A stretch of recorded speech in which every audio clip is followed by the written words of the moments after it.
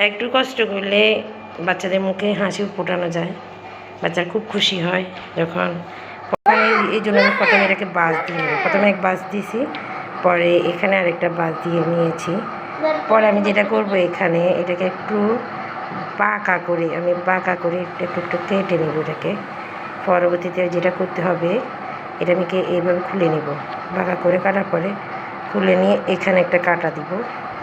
কাটা দেওয়ার পরে দিয়ে আমাকে এটাকে খুলে নিতে হবে। আমি এটা খুলে নিচ্ছি। রুটিটা খুলে নিতে হবে। খুলে নিয়ে যেটা করবো, আমি মাঝামাঝি কেটে নিচ্ছি। এই যে মাঝামাঝি কেটে নেবে আমার ফুল বানানোর জন্য একটা। কত জোরে চিৎকার করে আমার ছেলেমেয়েরা দুষ্টুমি করতেছে। এরপরে আমি এটাকে একটা ফুল বানাবো। এই যে কত সহজে ফুল বানানো যায়। তবে রুটিগুলোকে পাতলা পাতলা করে বেলে নিতে হবে, নাহলে আমরা ফুল বানাতে পারবো না। কত সহজ ফুল, এভাবে খুব সহজে আমরা ফুল তৈরি করে নিতে পারি। এগুলো ডিম্পুল পিঠা।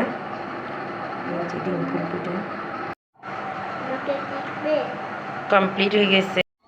এখন হলো এই পিঠিগুলোকে বাজার করব।